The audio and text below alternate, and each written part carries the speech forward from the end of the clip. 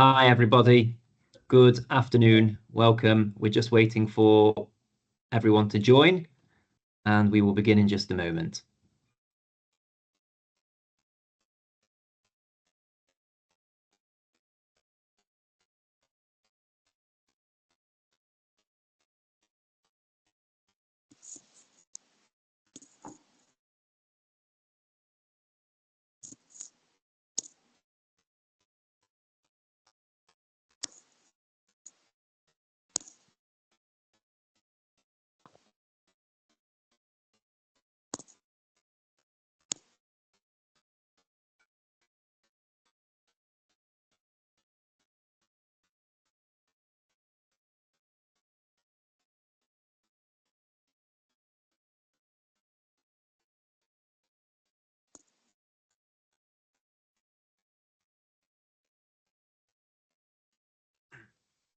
Just a few more moments, and then we will begin, and we can allow everyone else to continue to join as they arrive.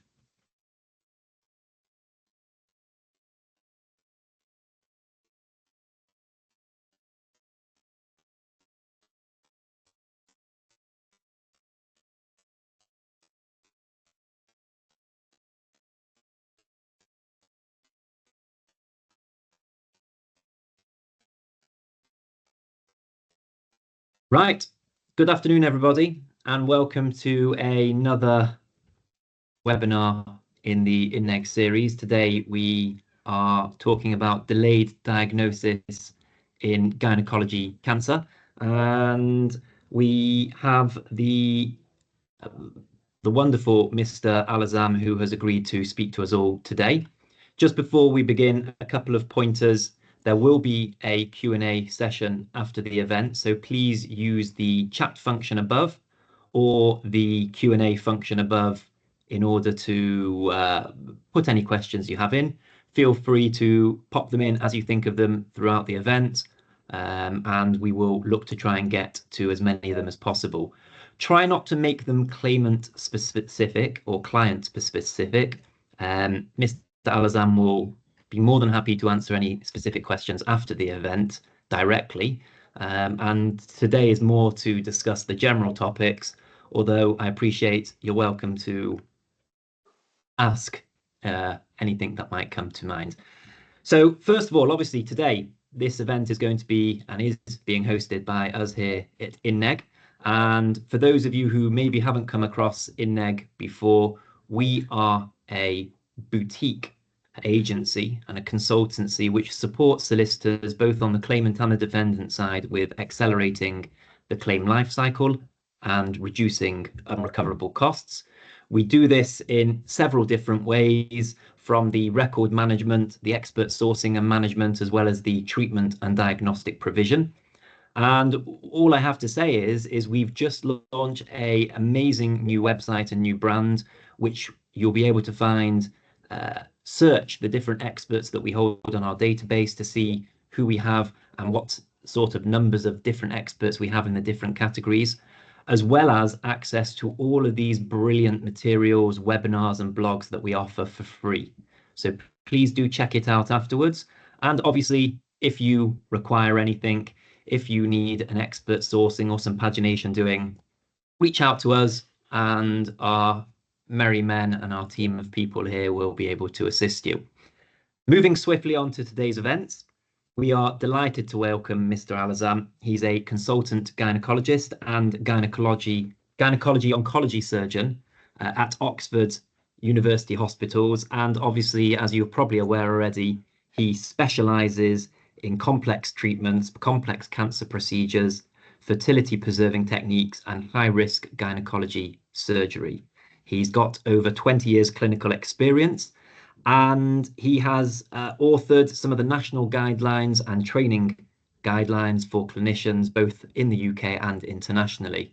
In fact, just last week, he was telling me he was over in Germany researching and listening to some new techniques for some of the treatments that he provides. So today he's giving us a practical insight into how and why delays occur within gynecological cancers, and obviously the different types of gynecological cancers. So without further ado, Mr. Alazzam, the floor is yours, and we look forward to hearing what you've got to say. Thank you very much. Right. Thank you, Leo. Thank you for INNEG for organizing this webinar. Thank you all for attending. I'm really very privileged to be here and talking to a group of the TAP solicitors and barristers, and I don't know if there are any patient advocate groups, but whatever your background, welcome, and I hope the talk will be up to your expectations. As Leo mentioned, I am a gynecologist, gynecologist and gynecologist. I qualified as a consultant back in 2010, traveled a little bit in Europe, you know, I've had a quite good exposure between international and health services within the UK. I am myself a cancer survivor. So I do understand in a way, I tend to say to my patients, trust me, I know what I'm talking about. And I mean it, because as well as treating cancers, I've been diagnosed with cancer, and things were quite difficult at one point. And hence one of the images that I used down there when I was prepared for my transfusion and, you know, kind of dialysis. It was terrifying time, and that's where a lot of, you know, kind of vulnerability for the patients who come with the diagnosis of cancer, whether they are males or females. The picture on the top is me with my wife and daughter. Basically, that was my last picture before I started the treatment for my cancer. And the one underneath it is my last operation before I was diagnosed. And I do quite a bit of teaching. So I try to keep myself involved in research and the work. Today's talk, it's going to be focused about the diagnostics and the delay in the diagnosis. So we're going to dissect a little bit and have a look at the UK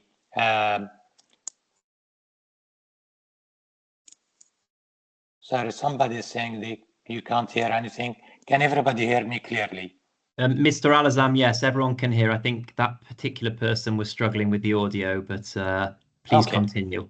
It's fine, as long as it's not from my end.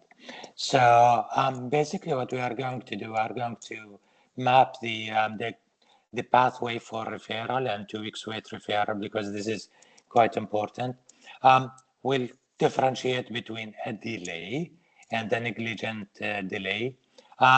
I'll give you a little bit of insight. How do we think as a medical experts, trying to help you to answer the questions that you tend to, you know, you ask us through the, whether it is the letter of approach or the instructions.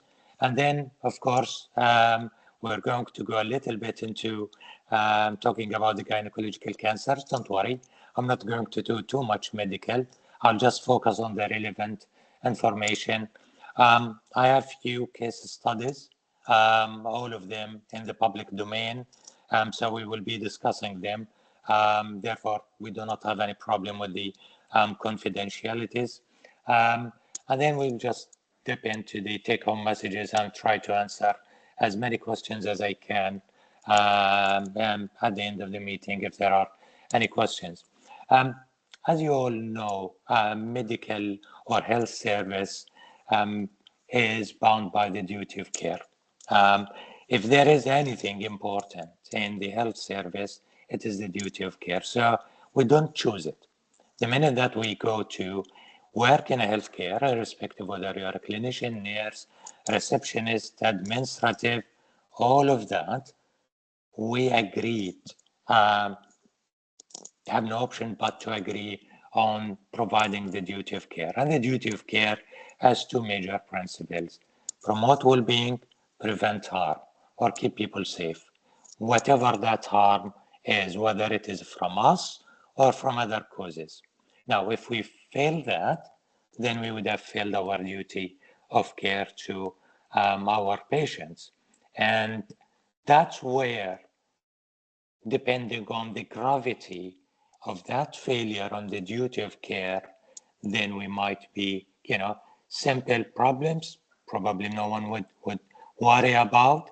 But if that problem resulted in harm, whether it is an adverse event, whether it is an incident, or it's an error, wherever that error happened, then we are breaching our duty of care. That could lead to the negligence, which, you are all part of the service to help the patients. And then depending on how impactful or the extent or the magnitude of that event, the harm and the causation, and then how much of impact it left on that particular patient or the family. It could be as simple as inconvenience or extra treatment to the most drastic harms, which is resulting in death. And we will touch on that as well. So, and I'm not going to lecture you about the legal parts. You are the experts. I am a medical expert rather than the legal expert. But these are the frameworks that we work with. The BLAM and Bolithio, between the reasonable and justifiable. And then from a consent perspective, the Montgomery and the McCulloch. And then when we look at the causation, you would like us all the time to give you the Bailey argument rather than the Greg's argument. And of course, as a clinicians, we are bound up by our legal body, which is the General Medical Council. So these are our frameworks where we work from. In a cancer pathway, and for all the cancers, whether they are gynecologicals or non-gynecologicals, you notice all the time, and you are all aware of that, there are national and local guidelines and regional guidelines, and sometimes there are international guidelines for a particular disease. Some of them overlap. There are some variations between the guidelines here and there. So from a 2 weeks wait referral where the cancer is, the general guideline is provided by NICE, which is the right to get access to diagnosis and then the safety networking. And then from a cancer perspective, for example, our gynecology cancers, we have the Royal College, and then we have the specialist societies, the British Gynae Cancer Society, the our Endoscopy Cancer Society, the British Cytology, PSCCP, and so forth. So there are a lot of professional bodies who try to streamline the work and make it a little bit easier for everybody who works in, and make the work fairly consistent. And then also we all work within our MDT, and the MDT, the multidisciplinary team meetings, they happen locally at a, what we call it, the peripheral hospital level, secondary care level, and then we have the regional MDT. And all these, kind of provisions are there to provide the best care, to prevent harm, and to make sure that the patients get the best deal. So what is the journey of the patient when they have a problem? Of course, they don't go to their GP or to A&E or to their clinician with a diagnosis. They go with a presentation. I have pain, I have bleeding, I have discharge. That presentation initiate assessment, and that works in within the history, the examination, the investigation, whether it is a blood or imaging, and so forth. From there, there is an initial assessment. If it is the GP, they might feel it is better managed at a secondary level. They send the referral letter to, whether depending on the urgency, to the secondary care. And if that's thought to be a cancer or suspected cancer or confirmed cancer, it goes to the MDT. And within the MDT, they decide what would be the best approach of treatment. And this is another way, this slide is presenting it in a slightly different way. And the kind of following the initial assessment, the way I always see it as a clinician, that presentation fall into 3 categories. With the person who did the first assessment, as I said, can be, the GP or somebody else. It is cancer, and therefore that patient will go through the 2 weeks wait referral, and we have a structured pathway of what to do with that.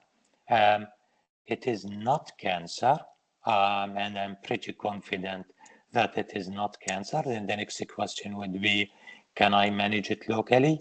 And if so, I initiate the management as a care provider. Or, yes, I know that it isn't, I'm confident it's not a cancer, but it's beyond my scope of provision, whether I am a GP or a different specialty, so I refer to the proper specialty. And there are situations, and the third category, it is uncertain. It looks like benign, but I'm not sure. It could be. And here is the gray area, and I think this is a very important area. And from there, do I need to follow that up myself? Or, yes, I am not certain, but I refer to the secondary care, and that where the referral is. And there are various, maybe it may not be the cancer suspected pathway, but I could say to the, for example, as a GP, to the clinician, can you see this patient urgently? I'm not quite sure. And the clearer the referral, the better for the patient, and also the less hassle for that person who did the referral case, should there be any problem. So within that cycle of assessment and management, there are things that need to be done. And if they are not done to the standard or the professional standard, they may result in delay, and they may result in negligence. So the basics, history and examination, something, is a must to be done. And then based on that, as an initial assessment, do we need investigations? Are these blood investigations? Are they imaging investigations? Imagine these, any GP would have at least 50, 60 patients coming every day through the door, a mixture bag of all the specialties and all the urgencies. So these results or these investigations, they will be results. Do they have systems in the follow-up? Do they have the reminders? Okay. And once they have the results, what is the decision for treatment? And was that decision made correctly based on adequate assessment or incorrectly? And what was the referral threshold? And was there a safety network here? Like what I said, the uncertain section of patients is quite substantial. So if we are going to apply the process of wait and see or watch and wait, then we need to have a backup. We cannot just watch and wait, off you go, and then we do not give the patients the, kind of the precautions about the red flags and about the different things. And then if it's not my specialty, or if I think somebody else is doing, would fall in somebody else interest or specialty, how do we do with the cross-specialty referrals? And believe me, I work in a hospital. We get all the time patients discussing, let's say, colorectal MDT, back to the consultant who was supposed to refer to the gynecological MDT, and then 2-3 months later, if they are not checking emails or tasks, the patient is not referred. And that's obviously not correct. And things do happen all the time. I'm not picking on the surgeons, although we all the time tease each other. So when delay happen, I think the first question would be, is this delay negligent or non-negligent? Because this is a cornerstone, okay? Non-negligent delay is obvious. It is a delay that is outside the ideal. You should have seen the patient ideally. I should have seen the patient with a week, but I've seen the patients within 2 weeks or 3 weeks. However, that, still within the constraints of the job, and the patient was managed according to the acceptable standard. So yes, not ideal situation, but it is acceptable situation, and you will not find any, responsible body saying this is wrong. It's just not ideal. Now, like we said, the negligent delay is when there is a departure from the standard of care. I should have seen the patient within 2 weeks. It's not that I didn't see the patient within 2 weeks. That delay happened for 2 months or 6 months, for whatever that reason is. And that particular delay had a knock-on effect on the subsequent events. And therefore, when anybody, after, like myself as a medical expert, come and dissect and say, well, that should have been, 3 or 4 months earlier, and therefore this delay resulted in such an event, blah, blah, etc. And then we go to the, factual and counterfactual arguments. And then the other thing is, which is important with the negligent delay, especially with the uncertain group, and I keep coming to this, because the consent and the safety netting are quite important when we have more than one option. I do not want to, kind of frighten you. It could be a cancer, but my gut feeling such and such. What do you want me to do? If I don't consent the patient correctly, letting them know that cancer is a possibility when I am not sure, then I am likely breached my consent process. And any delay that follow or any negligence that follow may be based on that, wrong consent process. Or we decided we are going to do the watch and wait, but I did not provide my patient with the safety netting, i.e. I'll see you after 4 weeks, or I will give it such and such, but if there is a bleeding, if there is discharge, if it's getting worse, this is the number. If I don't do that, then I might be negligent. So these are quite important. When you send us the letter, which is obviously there something happened, and I'm sure it goes through your initial assessment process, and then you say, Mr. Alazzam, this and that, I want you to have a look and let me know what do you think. Then I, kind of myself and the experts like myself, we ask a few questions, and I, try to pin it down. These are the 5 fundamental questions. What actually happened, which is practically the question that you are, the event, the main event that you are asking in your letter. And then from my initial assessment, was it reasonable, the action of that particular healthcare provider, whether it is an individual or organization? And if it wasn't, what should have happened? Is it ideal or is it negligent? Sub-ideal or is it negligent? And then the following one would be, was there a missed opportunity to address the problem at an earlier stage or in a different way? Have we missed the opportunity? And if we missed that opportunity, or that particular group missed that opportunity, what was the impact on that particular patient? Was that impact tangible and material, or what was just a process of inconvenience? And these are quite important.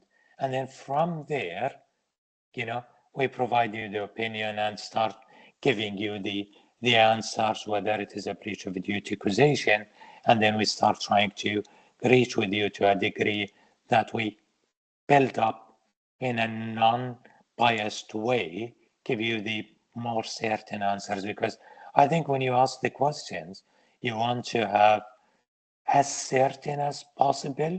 Sometimes it's very difficult, and sometimes we cannot give you that. We try to give you the 2 sides of the coin to make sure that you yourselves, as a professionals, are going to take care of these cases to have an informed choice or decision to decide how you are going to approach it or whether you are going to approach it or not from the beginning. And this is my introduction. I don't know, Leo, shall I carry on or take one or two questions at this stage before we move on to the detailed cancer cases? Just to jump in, I think what would be best is if we move straight on, and please, just to remind everyone, there is the Q&A function as well as the chat function above. So pop in your questions as you come across them, and we'll pick a number of them, as many as we can, come the end. So yes, please carry on, Mr. Alazzam. Okay, thank you very much. Okay, moving on then. So we're going to talk about the gynecological cancers. I'm a gynecologist at the end of the day. The pictures here are for a reason.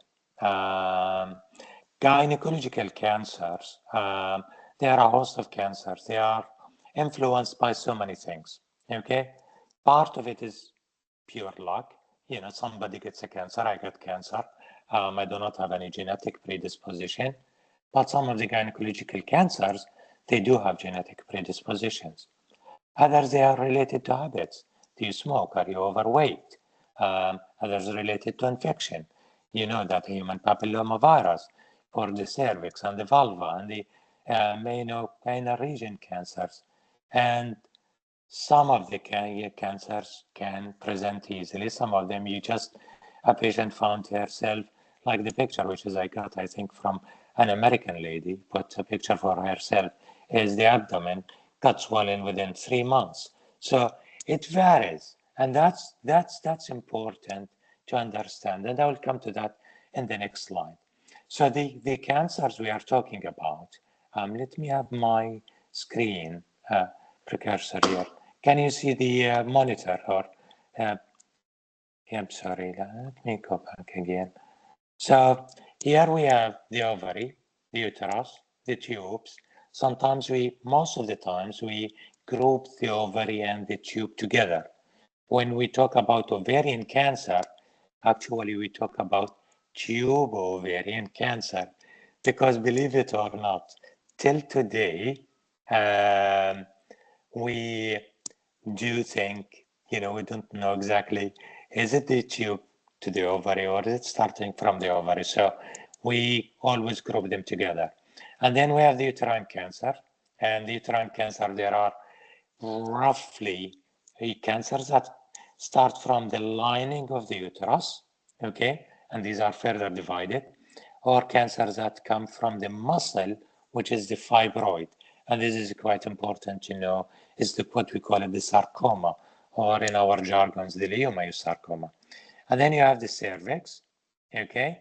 And then there is the vagina, which is rare cancers, and then the vulva. So these are the types of cancers when we talk about gynecological cancers. So the diagnostic objective for whether it's a gyne or not, when the initial presentation happens, we try to do two things. We want to detect what is the problem. Sometimes it's important, and that's especially on the GP level, to prevent, the consequence.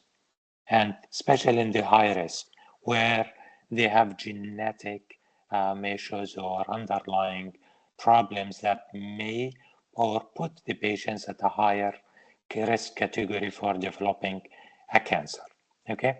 And roughly, if that risk is 10% or more with the genetics, then the genetic testing, etc., should be offered to the patients. So either detection or prevention to allow intervention. From a gynecology perspective, the top 4 presentations are: a patient will walk through the door having abnormal bleeding. And it's sometimes confusing even for the clinicians, because some of them, they don't, we have so many jargons: menorrhagia, heavy bleeding but regular; metromenorrhagia, heavy bleeding but bleeding in between; irregular bleeding; menstrual cycle that is not coming; amenorrhea, oligomenorrhea. All of them are abnormal bleeding. So it's the patient wouldn't know What is the difference between, doctor, I'm bleeding, I'm anemic, or I haven't had the cycle for a while, or they might come with a discharge. So that discharge could be clear, could be smelly, could be mixed with blood, could be whatever it is. And there are, or they might come with pain, or they might come with sudden changes to their bowel or bladder symptoms, or whatever. Most of the times they come with a combination of things. So our job is take these presentation and take the history. It's always start with the history. I'm just putting an example here about the history and then the ovarian cyst on the other side. Try to find out, does that history presentation sound a bit suspicious or more of functional? Because with abnormal bleeding, it could be dysfunctional, which means hormonal problem can be managed easily, or it could be there is a problem, but it is a benign problem. I'll mention some of them from a gynecology point of view. The polyps, the fibroids, are the prime suspects for abnormal bleeding or the infections. Or it could be a precancer or cancer. And from there, that assessment leads to, I need to examine, and then I report my examination, whether the abdomen, the internal examination, and then I'm not quite sure. I want to do blood test, and we'll talk about the CA125 and the tumor markers, or I need to organize an ultrasound scan. There are ultrasound scans, particularly if we suspect there is a cancer in the uterus, we look at the endometrial thickness, blah, blah, all this and that, or the ovarian cyst, and then the ovarian cyst, if they are, that's open another, like you see, there are so many branches. Is the patient premenopause? Is she postmenopause? What does this look like? What is the size? And so forth. Okay, so there are a lot of things to consider, and it is the duty of the clinician to find out what is going on, at least if they cannot treat, start narrowing down the diagnostic pathway. So where are the delays? Well, the clinician or the person who's seen the patient is not inquiring well. She has pain, but they didn't ask about the pain, or they focused on one thing. They didn't take the gynecological history. They completely forgot checking the family history. Gynecological problems relate to other cancers. Uterine cancer can be related to bowel cancer, Lynch syndrome, as you know, or it can be related to breast cancer with the ovary. So family history is quite important. Medications. Is the patient on HRT? Is she on tamoxifen? Is she taking anything that might stimulate the uterine cavity or putting her at rest? Had that clinician asked for, especially when it is perimenopause, which means women in their 35 to 50, there are a lot of dysfunctional problems. They were focused on, this is benign, but, they did not focus on the red flags, or they ignored it, and they just were preoccupied by one diagnosis. And that's where the labeling is a tunnel vision sometimes. And we do see that a lot, by the way. Or the abnormal results were not followed up. And if they were followed up or seen, they were not communicated in time. And when the uncertainty, they were unsafe, the safety nets were not proper. As you can see, the sources again and again, they are quite frequent. Now, moving on to the cancers themselves, we will start by talking about the ovarian cancer. To be honest with you, it's quite challenging to diagnose as a cancer, because the presentation generally overlaps with other problems. Sometimes the ladies will come in with abdominal swelling, but the majority will have either bloating, change in weight, or having diarrhea or constipation. Who doesn't sometimes? And they themselves, they don't know whether they have a problem or not. For the high-grade cancer, which is quite important, the majority of the cases, to be honest, they do present late, stage 3 and above, okay? But that does not necessarily mean that we do not have early case presentations or early cases. Adding to the complexity, okay, they come with a swelling, the person did the investigation, and that was appropriate. Ultrasound scan is showing a complex cyst. Okay, the complex cyst has different interpretation depending on two major things. One, the age of the patient, at what phase of the menstrual cycle she is, i.e. premenopause, postmenopause. In a premenopause, we do see complex cysts, but a good percentage of them are benign. So how do we differentiate between the ones who are benign and the ones who might be a cancer or harboring cancer? Okay, and then there are the simple cysts, and then the postmenopause. So we have ways of trying to predict the outcomes. There are groups like something we call it the IOTA International group, where they do a scan findings and try to group, this is a higher risk, this is the protocol, etc. And then adding further another layer to the complexity, it might start benign and change to cancer, or it might be benign, or it might be borderline, or it might be a cancer. Borderline, when I talk to my patients, I say to them, these are the confused case, cysts. They don't know where to go. They are not benign, but they are not cancer. They're really quite, kind of sitting on they are a bit confusing. From a prospect, the outcome of them is quite good, but really you need to make sure that they are not cancer, and the way how we treated this group of patients is completely different from a cancer patients, because here we focus more on fertility preserving, especially if the patient is in a premenopause, and that's where a lot of the discussion regarding the options of treatment falls. So you appreciate the complexity of the ovarian cancers. And I think I've summarized a lot of what I was going to mention in this slide and what I said about it in the previous slide. So it is a disease that needs to be thought of carefully. And this is why we see a lot of cases where the negligence happening. That's from your perspective as a solicitor or a barrister or people who work in the legal side, because there are so many pitfalls and there are so many bottlenecks where the delay could happen in the diagnostic stage. That's, ignoring completely the treatment pathway or once the diagnosis has been made, because that is another can of worms and worth another seminar to talk about. Just to bring you up, I thought I will talk about different cases, whether they are studies after each cancer.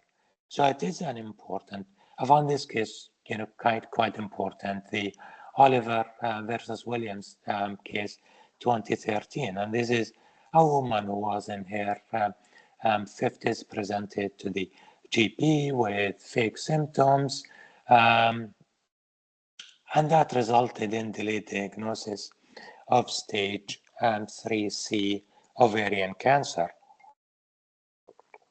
And the reason why I'm bringing this case in, and I think this is an illustration of kind of delayed diagnosis and the Craig and Bailey arguments. There was a delay and there was negligence. The negligence did not result in this case in a stage shift, because by the time that patient, when she presented the first presentation, the probability she was on stage 3C. That delay in diagnosis or diagnosing or offering the treatment did not, manifest itself in a stage shift. What it manifests itself is volume shift, and therefore there are other complexities added to it from where we come as a gynecologist. Had we diagnosed it early, then the probability we would have been able to offer something we call complete cytoreduction surgery, i.e. remove all the visible cancer. If that delay resulted in us not being able to, operate on that particular patient, then our, what we call it residual 0, move to residual 1 or 2, then the patient would have had what we call it in our jargons, suboptimal treatment.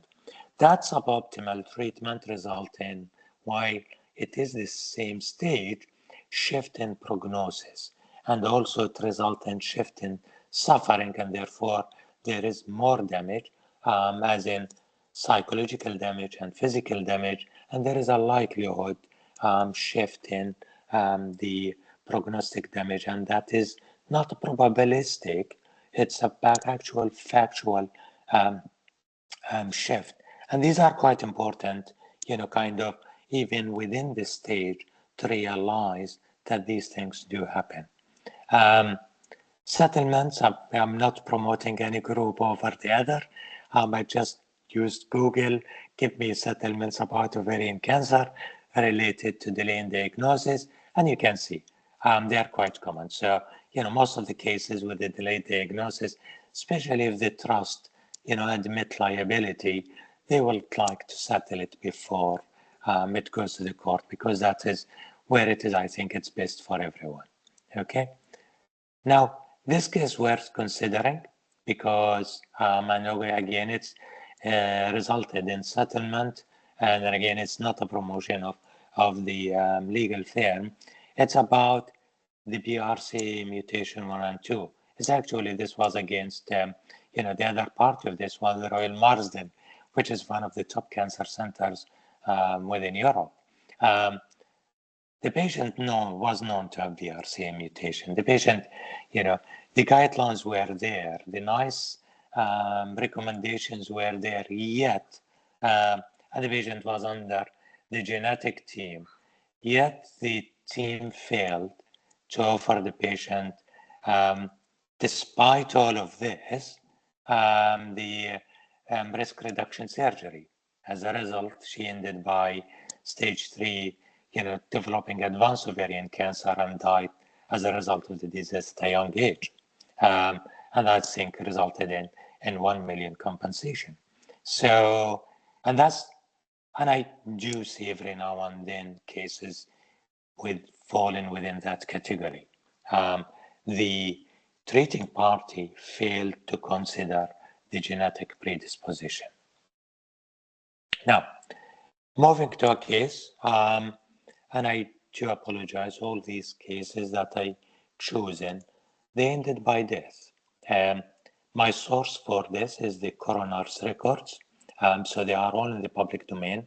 I didn't use any of my cases because I'm bound by the confidentiality of these cases. So, so this is why we can talk about these cases in a little bit more, kind of freedom. So this lady, SNR, she was 38 years old, where the age was not mentioned.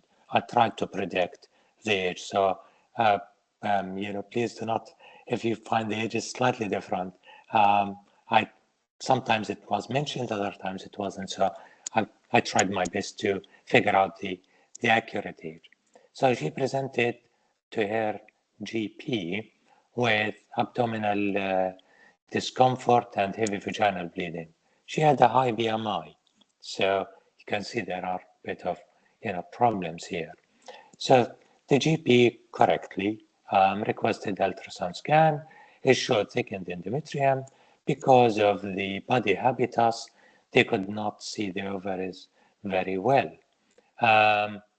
Because of the thickened endometrium and the heavy bleeding and the high BMI,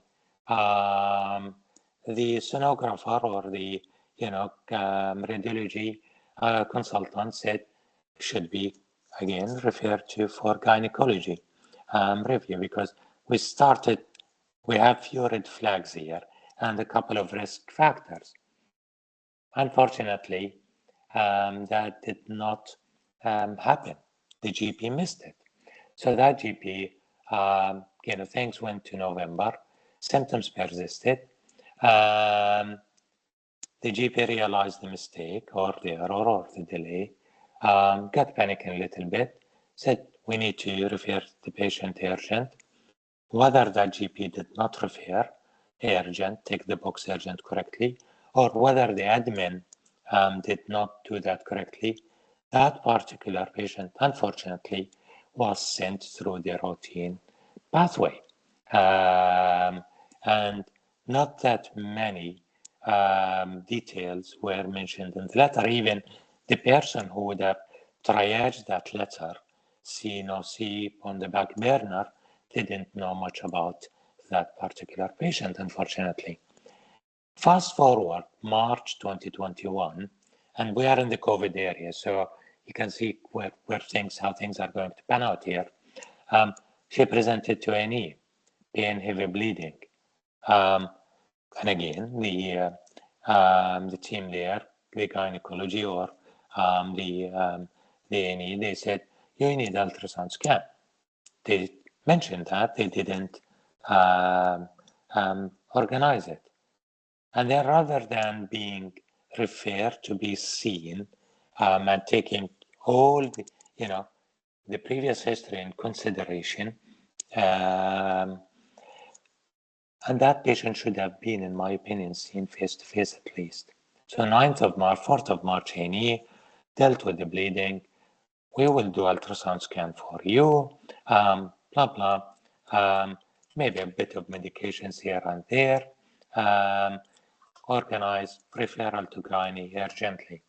The gynecologist didn't see her, called her, made a phone call, did not inquire about the previous history, just focused on the last episode, focused on the bleeding only, and requested the ultrasound scan. Unfortunately, while that was in the process, she attended the INNEG again, pretty much in a shock state. That was acute abdomen. Then they found there was a mass which was necrotic, infected, and that was a mass on the background of a cancer. And this pretty much, I'm not quite clear whether the patient died on the table or died within the same day. That patient, who was in her late 30s, most likely, if anything, early 40s, died. You can see the magnitude of negligence here, and I don't need to tell you where are the problems here. GP didn't follow the investigations, when realized the mistake, did not appreciate red flags, that was not an urgent, that was cancer suspected. And believe it or not, the hospitals, they differentiate between cancer suspected or cancer not suspected, okay? Even if that, you don't know, you say, these are the symptoms and provide enough information for the next person who is going to triage that piece of referral to say, this is more cancer and therefore we upgrade it to a cancer pathway or not. And then the INNEG, who ignored the previous episodes, focused only on that one episode. Then the gynecologist, who did not realize and did not inquire. And then we ended by a disaster.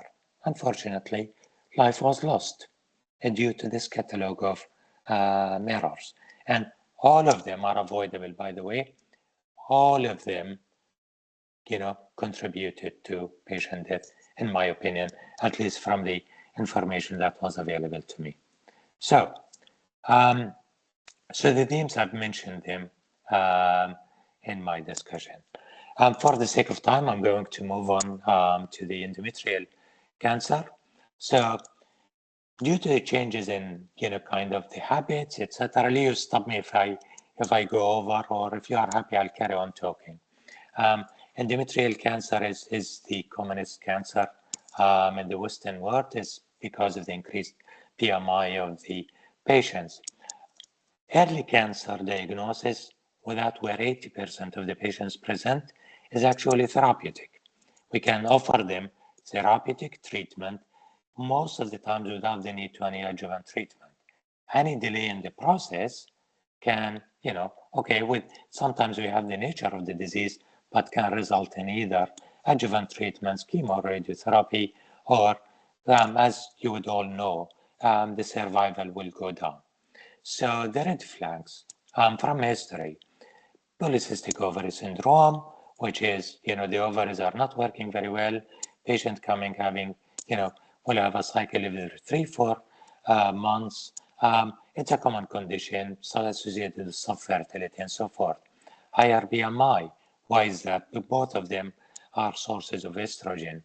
HRT, external estrogen. Menopause status, woman with a bleeding, who is in menopause, that shouldn't be taken lightly. And again, the family history, the challenges, and especially in premenopause. I think people do not miss referring patients under the 2 weeks wait for postmenopause that often, but when the patient is in her 40s or late 30s or young, they do forget, and they do focus on benign conditions, forgetting that about 20% of endometrial cancers do happen in women before the menopause, and that's quite important. And I think that's where most of the disasters do happen. All right. So that's the term perimenopause. Then we have the confounding factors. Usually they present with cause of the symptoms, and then they might coexist with the cancer or the precancer. Adenomyosis. We have polyps. We have fibroids. We have endometriosis. We have so many things, and I think that's where the duty of care necessitates on the clinicians or the health provider to start and differentiate and untangle this. Okay, and then we have the diagnostic.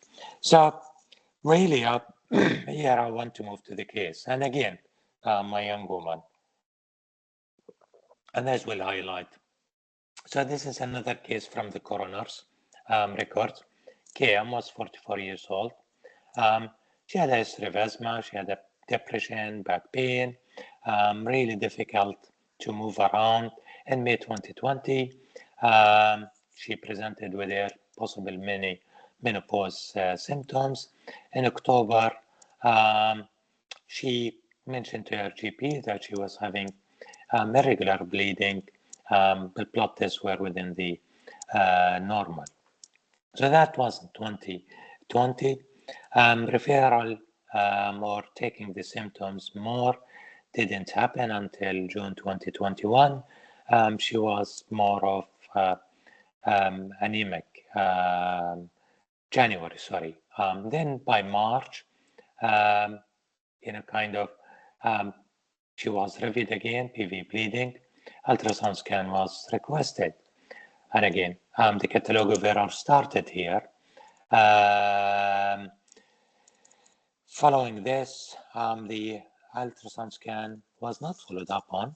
So although it was requested in March, it wasn't done until 28th of June. But in the interim, she presented to the GP with some new symptoms.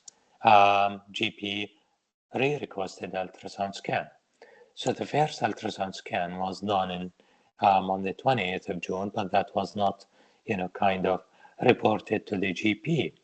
So the second ultrasound was reported, and as you can see, it showed a little, some changes, and they, asked for, they could not differentiate whether there was a problem within the uterine cavity or not because of the coexisting adenomyosis. They put it explicitly that serious cause cannot.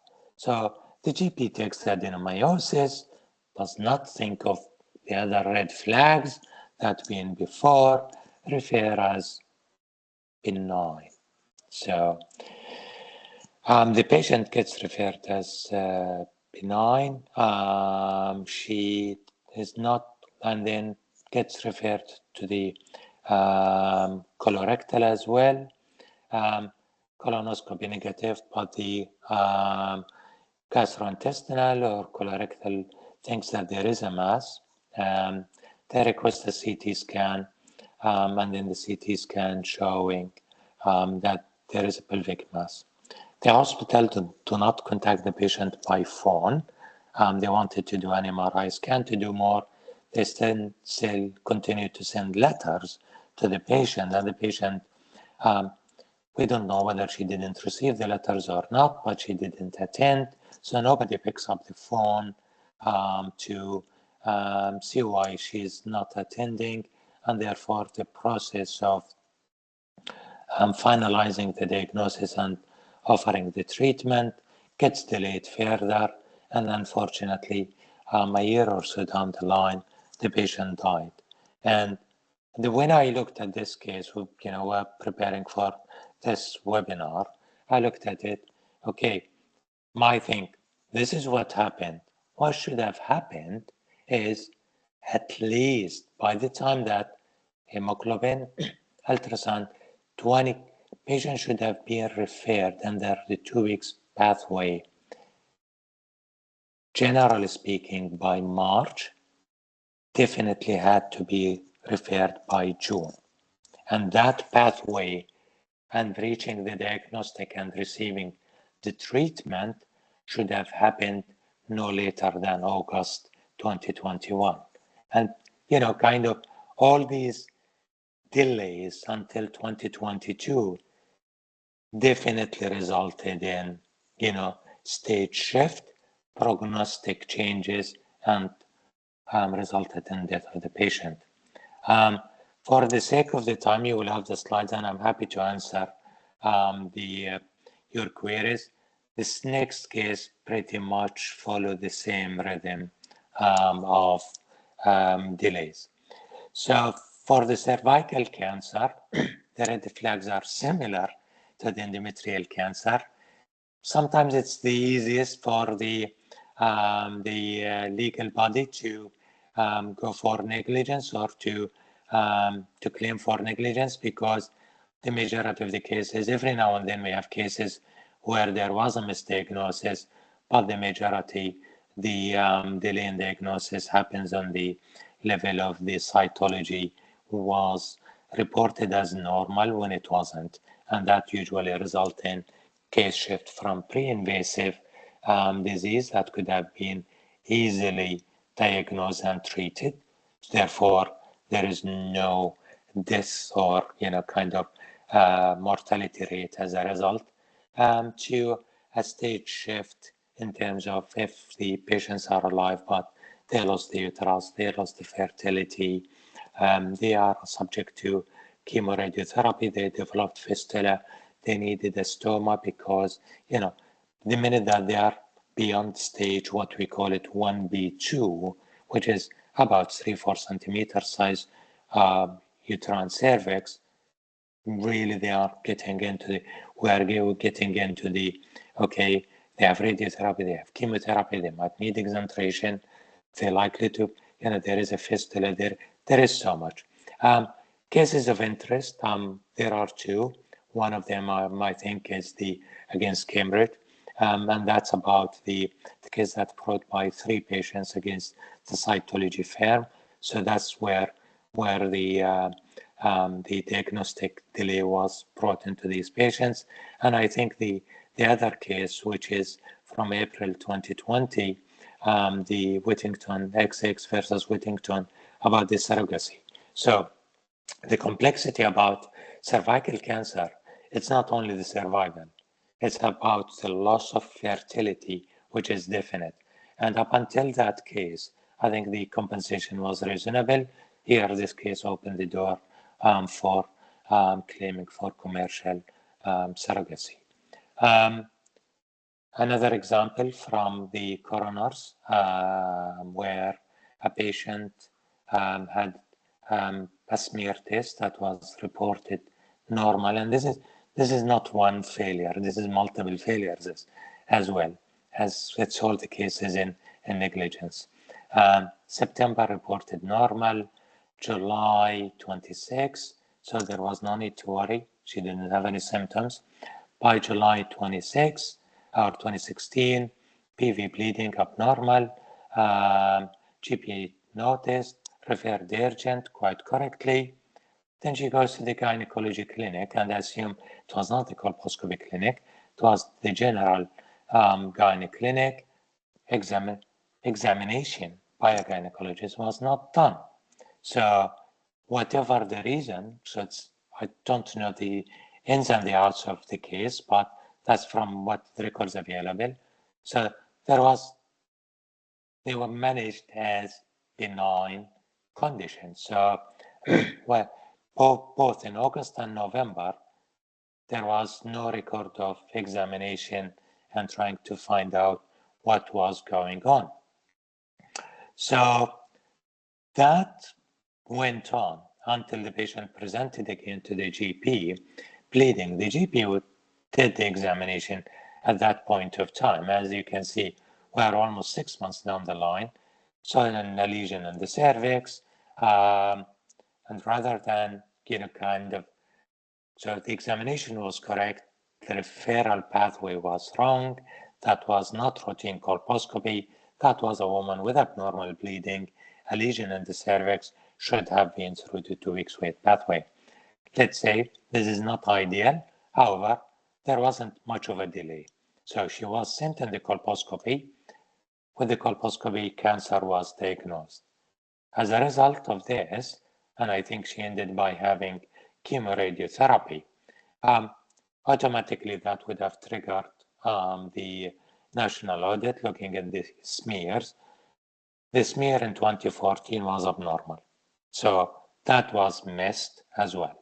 So in this case, my analysis in this case, there are at least 2 negligence events here. One is about the smear, which we mentioned, and the other one is from the gynecologist who examined the patient, or maybe did not examine the patient appropriately, or failed to examine the patient to a level that is acceptable by us as a body of gynecological professionals. Vulval cancer, they are quite rare, or not. They are not the majority of the cases. So that you are aware, there are 2 cohorts of patients here. The elderly group of patients where the disease results from other problems, like what we call it lichen sclerosis, and these are kind of age immune related. And then there is the group that's related to the human papilloma virus and the disease. And here there are the delays in referral, and sometimes gets quite complex, to be honest with you, with the diagnosis, especially when the HPV, especially when the discussion comes in with the delayed diagnosis. Is it, what we call it a field, i.e. the effect of harboring the HPV virus within the genital area, or is it the effect of the delay? And then adding to the complexity, what are the habits of that particular claimant or patient? Is she smoking? What are the sexual habits, etc., all these and that. And there are so many factors that might get in when we're talking about human papilloma virus. I want to touch before I finish on the radiology challenges, because this is something we see it ourselves quite frequently in the MDT, fibroids and leiomyosarcomas. And that is sometimes quite challenging to the diagnose, even if you do the MRI scan, because there are some benign changes within the fibroid that can mimic cancer. And I think, kind of the angle here where we try to do in our MDT when the cases come to us is do always the safety netting, because sometimes it's not clear cut. This is fibroid or sarcoma. We do not, as a cancer surgeons, I'm talking about how we think as cancer surgeons, want to do. We have enough cancer work. We want our benign gynecology colleagues to do that. However, we just want to make sure always there is a safety net. And sometimes this safety net, unfortunately, falls apart. Whether it is, I'm not talking about us, whether with us or with other people, that safety net does not, kind of get respected. And I think I don't think I have that example, but from memory, I think there was a case with, this is a coroner case, but also there was a case that I'm going to mention briefly before discussing this one, against the Guy's and Thomas's hospital, where the patient had a fibroid. She went to the MDT, they downgraded that, they recommended hysterectomy. She had a few events, they lost sight of it, sight of her case. She ended by having a couple of years delay, and unfortunately she died because she had leiomyosarcoma, and the way how it was diagnosed, because she presented to the emergency department, acute bleeding, prolapse of a sarcoma through the cervix. Just imagine the trauma at that time and the outcome. For this case that I'm here, so this lady IE, she is 44 years old lady, or was. She presented with abdominal pain and anemia. So sorry, I'm mentioning the name of the hospital, but anyway, it's in the public domain. That patient was referred by the GP to the gynecologist, who upgraded her to a cancer. That MDT failed to acknowledge the cancer risk. She was downgraded by people who attended the MDT who were not cancer specialists in the first place. And that's where I found this case is striking, because people taking decision affecting other people's lives, and I'm sorry, I'm talking about a colleague professional, that should have brought into the other MDT, when the person who was specialist should have had a look at that. But anyway, she ended by having a hysteroscopy that was inadequate. This was sort of treated as, not a problem, when it's really fibroid may have a problem with endometrium, or it may not. Leiomyosarcoma, not necessarily a cause for a bleeding, it's a cause for pain, okay? And the radiology features are quite important in addition to the other factors. So quite relaxedly, they booked her for hysterectomy. Again, nobody did follow-up ultrasound, nobody checked where the patient is, but because she was a high risk for anesthesia, for whatever the high risk is, they said, okay, she needs to be assessed by the anesthetist. That took 4 months. By that time, she developed a cancer to sarcoma, and then she died a month post hysterectomy. And again, you don't need me to tell you where are the catastrophes there with the management of this patient. She presented to the MDT. We failed to diagnose as a clinicians or as health providers a sarcoma that was harboring. Had that decision been taken by the appropriate group of people and the intervention was done at the right time, this patient should have had the surgery no later than December 2017, i.e. almost a year before. And if you are talking about sarcoma, that's the difference between stage 1, where they can be alive, and stage 4, where they are dead, and unfortunately ended in death with this case. So I'm sorry on finishing on this note with death and bringing a lot of death examples, but I think the intentional, I brought that in because delay can cost lives, can really cost lives. It's not about, kind of a inconvenience. It could cost lives. So not every delay is negligence. Safety netting is quite important, and especially when we are not sure for the uncertain cases.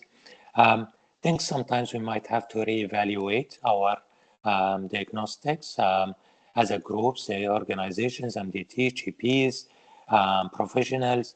Looks benign, but if symptoms persist, really we have to step back and revisit our assessment and try to find out what else we are missing, and there is no harm of asking for a second opinion. In my view, this is quite important. And then from there, really if the delay happens and it is negligence, and the causation and the counter arguments or counterfactual arguments do happen. And even if there was no stage shift, and this is quite important from your perspective, within the stage, there could be a realistic prognostic shift that, kind of sometimes worth considering, especially with the ovarian cancer. And with that, I finish talking. Thank you. Thank you very much, Mr. Alazzam. That was very, very intuitive. And apologies to everyone. We have run a little over, but thank you for being here. Just before we move to the Q&A, everyone please put in. I just want to mention that we have next month 2 webinars on baby loss awareness in relation to Baby Loss Awareness Month. First of all, Katie from the charity Angels United, who will be talking about how to speak to parents better, but also then a second webinar from Dr. Phelan on obstetric decision making and medico-legal risk. So please tune in for those if you can in the future. Just looking into a couple of the questions, and we've got a couple here. Lawrence Daniels has mentioned he's got a US scan and it suggests that there are sinister findings where the scan says urgent referral to gynecology. And it says at the bottom of the report will be sent to unexpected findings. And he was asking, when it says on the bottom of a scan unexpected findings, does that have any specific meaning, or is this something you'd need to look at individually afterwards? No, I think what that means that this patient had, let's say, bowel symptoms, was investigated for bowel problems, and then on that scan, and we do have that, quite reasonable percentage of patients do have bowel, thought to be a bowel problem. They get ultrasound or they get CT scan, and the CT scan complex pelvic mass is seen. And probably that would have been, so they were not anticipating this. The unexpected means that they were not anticipating this, but that does not take the urgency from the case, if that is the question. Complex cysts, suspected cancer should be urgent cancer referral, because if you look at some of the arguments about the NHS trust do provide, they say, oh, the patient was referred urgent, but the GP failed to say cancer specific urgency. And apparently, this is something big, because if they are urgent, they may not be seen for another, giving their waiting list, some of them 18 months waiting list. They might be seen urgent, could be classified as 4 months as an early appointment, when it can make a shift in the stage and affect the life. So thank you. Sorry, I hope I answered the question clearly. Yes, no, hopefully. I just want to jump in to try and get another couple of questions in, if I can. Penny Tilmuth has asked, if a patient received tamoxifen as part of treatment for breast cancer, how should the breast surgeon and gynecologist advise, balance, or manage the relationship of a potential increased risk of endometrial cancer in that patient? Are there any sort of studies which suggest percentage risk, and what duration of treatment of tamoxifen is okay? Again, just to clarify, this sounds like you might have a particular claim in mind, Penny, and obviously, Mr. Alazzam, quick answer for this if you can. I will answer it very quickly, Leo. Thank you, Penny. It's a quite difficult topic. It's very complex, to be honest with you. Tamoxifen, you need to understand a little bit of that. Tamoxifen is anti-estrogen on the breast. It's actually something we call it estrogen agonist, weak estrogen agonist, i.e. on the breast, it's wonderful, and that's why the breast surgeon use it for breast cancer. On the uterus, unfortunately, it sits there and it stimulates the lining of the uterus, okay? And that's where the dilemma for us comes in. They have 3 to 10-fold increase in the risk of cancer. Endometrial thickness is not reliable. because having the tamoxifen means that the lining of the uterus will be thicker, so the guidelines of 4 millimeter cutoff does not apply anymore. They often come with a bleeding. The quick answer to you, one needs, it should be taken case, and there is no screening, by the way, agreed screening program for them. So it should be taken case by case and within the context of that particular patient. We rely on red flags here.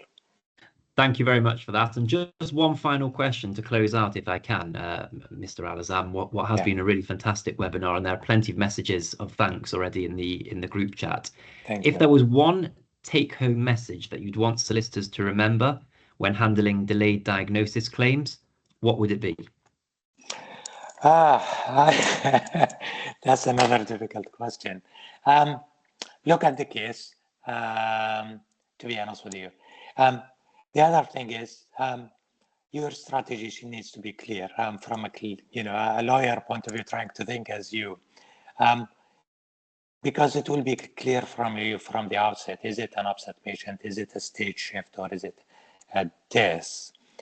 Is there an SI, serious incident behind it? Because the SI, they would have done the root cause analysis for it, or is it coming from the coroner's office? The SI, the coroner's office, probably are easy for you, but if it is coming from a particular claimant, really you need to be clear about, because I tend to see that from some of the solicitors or the instructing parties, they are not clear about what they want. Some are providing us, because that dictates your questions. The more intelligent and targeted questions you ask us as experts, the better the answer and more clarified answer we can give you, because sometimes we do not know what are you looking for. Yes, it's our duty to highlight to you what might be going on, but if we don't know what you are asking for, we may not necessarily be answering you the right, giving you the right answers. And so please do your homework, have a clear strategy, and that will be helpful to you, to your claimant, and to us to give you the best advice. Thank you very, very much. And I think on behalf of everyone, Mr. Alazzam, we really appreciate your time today. Thank you for an insightful webinar. We look forward to perhaps hearing from you again in the future. And of course, for everyone watching online, the recording, the slides and the presentation will be made available to you in the future. There are plenty of other great webinars and seminars on our website. And just to thank you again, Mr. Alazzam, and I'm going to look to end the event now and welcome you at a future event very soon. Thank you very much, everyone, and have a wonderful rest of the day. Thank you very much, Leo. Thank you very much for everyone who attended and give us their time. Thank you. I look forward to seeing you again. Bye-bye. Brilliant. Take care now. Bye-bye.